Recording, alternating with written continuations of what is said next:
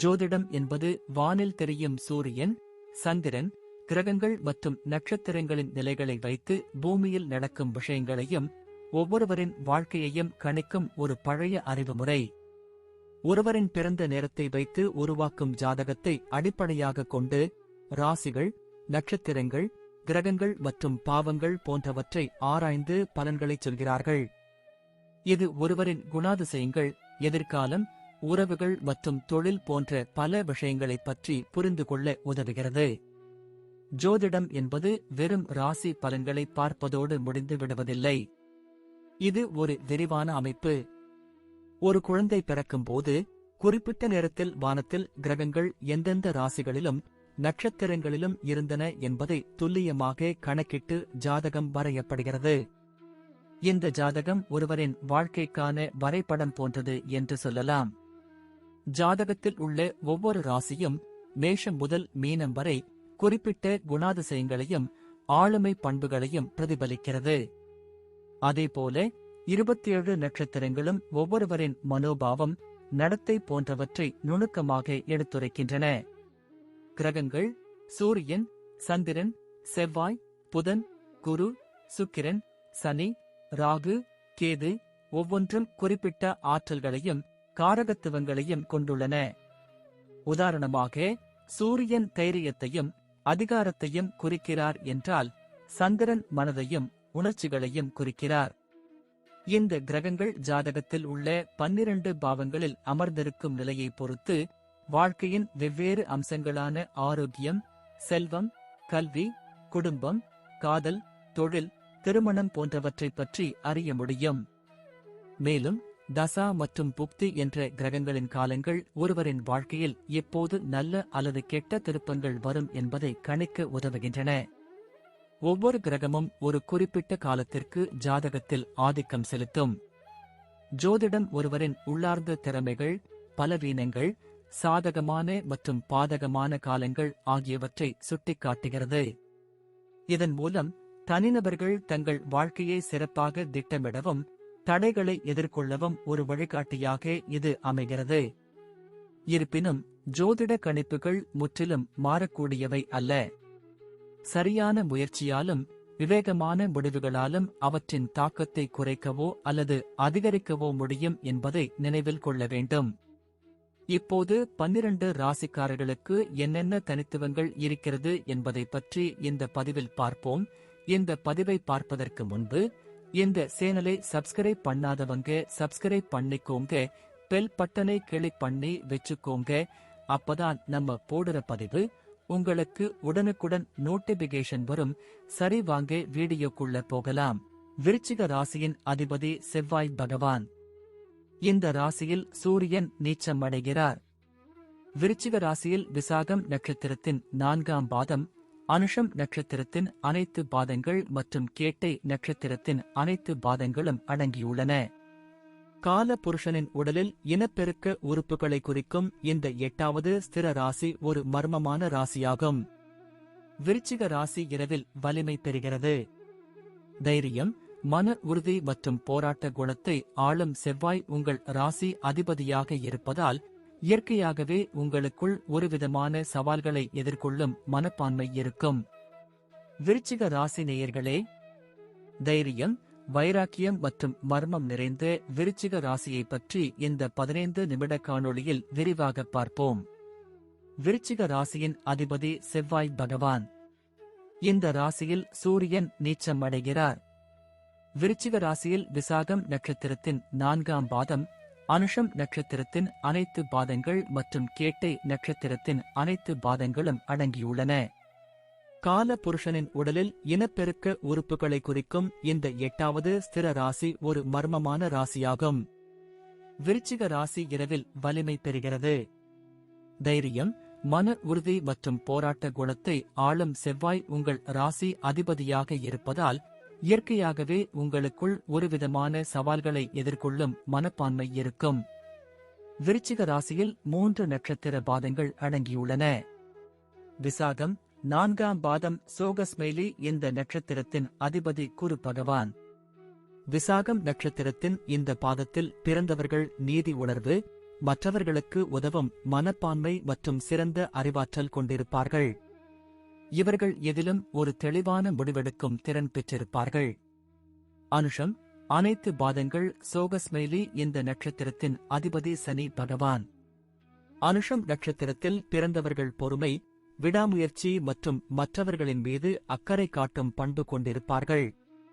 இவர்கள் தங்களது இலக்குகளை நோக்கி அமைதியாக முன்னேறும் திறன் பெற்றிருப்பார்கள். கேட்டை, அனைத்து பாதங்கள் சோகஸ்மைலி இந்த நட்சத்திரத்தின் அதிபதி புதன் பகவான். கேட்டை நட்சத்திரத்தில் பிறந்தவர்கள் கூர்மையான அறிவு, தர்க்கரீதியான சிந்தனை மற்றும் சிறந்த பேச்சுத் திறன் கொண்டிருப்பார்கள். இவர்கள் சூழ்நிலைக்கு ஏற்ப தங்களை மாற்றிக்கொள்ளும் திறன் பெற்றிருப்பார்கள்.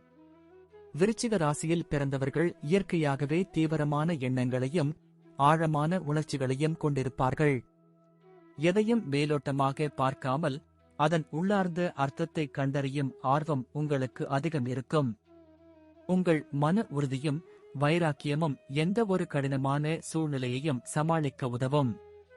நீங்கள் ஒருமுறை ஒரு விஷயத்தை தீர்மானித்துவிட்டால் அதை எப்படியாவது முடித்தே தீருவீர்கள். மற்றவர்களின் ரகசியங்களை பாதுகாப்பதில் உங்களுக்கு நிகர் யாருமில்லை. அதே நேரத்தில் உங்கள் சொந்த விஷயங்களை மற்றவர்களிடம் அவ்வளவு எளிதாக பகிர்ந்து கொள்ள மாட்டீர்கள். விசாகம் நட்சத்திரத்தின் தாக்கம் உங்களை நியாயவாதியாகவும், அனுஷம் நட்சத்திரத்தின் தாக்கம் உங்களை விசுவாசமானவராகவும், கேட்டை நட்சத்திரத்தின் தாக்கம் உங்களை புத்திசாலியாகவும் மாற்றும். உங்கள் ராசியின் அதிபதி செவ்வாய் பகவான் தைரியம் மற்றும் வீரத்திற்கு அதிபதி. அதனால் இயற்கையாகவே உங்களுக்குள் ஒரு சண்டைக்காரன் ஒளிந்திருப்பான். எந்த ஒரு அநீதியையும் தட்டிக் கேட்கும் துணிச்சல் உங்களுக்கு இருக்கும். தோல்விகளை கண்டு துவண்டு விடாமல் மீண்டும் எழுந்து போராடும் குணம் உங்களிடம் அதிகம். ஆபத்தான சூழ்நிலைகளையும் எதிர்கொள்ளும் தைரியம் உங்களுக்கு உண்டு. விருச்சிக ராசி ஒரு மர்மமான ராசி என்று அழைக்கப்படுவதற்கு காரணம் உங்கள் ஆழமான சிந்தனைகளும் உணர்ச்சிகளை வெளிப்படுத்தாத குணமும்தான். நீங்கள் என்ன நினைக்கிறீர்கள் என்பதை மற்றவர்கள் அவ்வளவு எளிதில் யூகித்துவிட முடியாது. உங்கள் மனதில் பல ரகசியங்களை வைத்திருப்பீர்கள். சில நேரங்களில் இந்த மர்மமான அணுகுமுறை மற்றவர்களுக்கு உங்களைப் பற்றி தவறான எண்ணங்களை ஏற்படுத்தலாம். விருச்சிக ராசியில் பிறந்தவர்கள் மேலோட்டமான உறவுகளை விரும்புவதில்லை. நீங்கள் யாருடனும் நெருக்கமாக பழகினாலும் அதில் உண்மையான அன்பும் அக்கறையும் இருக்க வேண்டும் என்று எதிர்பார்ப்பீர்கள். நீங்கள் நேசிப்பவர்களுக்காக எதையும் செய்ய துணிவீர்கள். அதே நேரத்தில் யாராவது உங்களை ஏமாற்றினால் அல்லது துரோகம் செய்தால் அதை அவ்வளவு எளிதில் மன்னிக்க மாட்டீர்கள். உங்கள் உணர்ச்சிகள் மிகவும் ஆழமானவை. விருச்சிக ராசிக்கு செவ்வாய் அதிபதியாக இருப்பதால் இராணுவம், காவல்துறை, மருத்துவம், குறிப்பாக அறுவை சிகிச்சை, பொறியியல் மற்றும் ஆராய்ச்சி போன்ற துறைகளில் சிறந்து விளங்க வாய்ப்புள்ளது. உங்கள் விடாமுயற்சியும் அர்ப்பணிப்பும் எந்த வேலையிலும் வெற்றி பெற உதவும். நீங்கள் ஒரு சிறந்த ஆய்வாளராகவும் துப்பறிவாளராகவும் கூட திகழ முடியும். மறைக்கப்பட்ட உண்மைகளை வெளிக்கொண்டு வரும் திறன் உங்களுக்கு இயற்கையாகவே உண்டு. விருச்சிக ராசியில் பிறந்தவர்களுக்கு பொருளாதார நிலை பொதுவாக நிலையானதாக இருக்கும். நீங்கள் கடினமாக உழைத்து பணம் சம்பாதிக்கும் திறன் பெற்றிருப்பீர்கள். சேமிக்கும் பழக்கமும் உங்களுக்கு இருக்கும். எதிர்பாராத செலவுகள் வந்தாலும் அதை சமாளிக்கும் திறமை உங்களுக்கு உண்டு. பூர்வீக சொத்துக்கள் மூலம் ஆதாயம் கிடைக்க வாய்ப்புள்ளது. விருச்சிக ராசியில் சூரியன் நீச்சம் அடைவதால் சில நேரங்களில் தன்னம்பிக்கை குறைபாடு ஏற்படலாம். மற்றவர்களின் ஆலோசனைகளை கேட்கும் மனப்பான்மையை வளர்த்துக் கொள்வது நல்லது. உங்கள் பிடிவாத குணத்தை குறைத்துக் கொள்வதன் மூலம் பல பிரச்சனைகளை தவிர்க்கலாம். உணர்ச்சிவசப்படுவதை கட்டுப்படுத்துவதும் மற்றவர்களை சந்தேகப்படுவதை தவிர்ப்பதும் உங்கள் வாழ்க்கையை மேம்படுத்தும். விருச்சிக ராசிக்காரர்கள் முருகப் பெருமானை வழிபடுவது மிகவும் நல்லது. செவ்வாய் பகவானின் அதிபதியாக முருகப் பெருமான் விளங்குவதால் அவரை வழிபடுவதன் மூலம் தைரியம், தன்னம்பிக்கை மற்றும் வெற்றி கிடைக்கும். மேலும் சிவபெருமானையும் வழிபடுவது உங்களுக்கு மன அமைதியையும் ஆன்மீக பலத்தையும் கொடுக்கும்.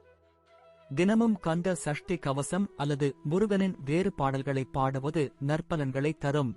நன்றி. இப்ப நான் சொன்ன அனைத்து விஷயங்களும் பொது பலன் மட்டுமே. உங்களுடைய சுய ஜாதக அடிப்படையில் சில விஷயங்கள் மாறுபட்டு நடப்பதற்கு வாய்ப்புகள் உண்டு. இருந்தாலும் பெரும்பாலான விஷயங்கள் நான் கூறியபடியே உங்க வாழ்க்கையில் நடைபெறும். இந்த வீடியோ உங்களுக்கு பிடித்திருந்தால் நான் அடுத்த பாகம் 2 எடுக்க தயாராக உள்ளேன். பாகம் 2 வேண்டும் என்றால் பாகம் 2 என்று டைப் செய்யவும்.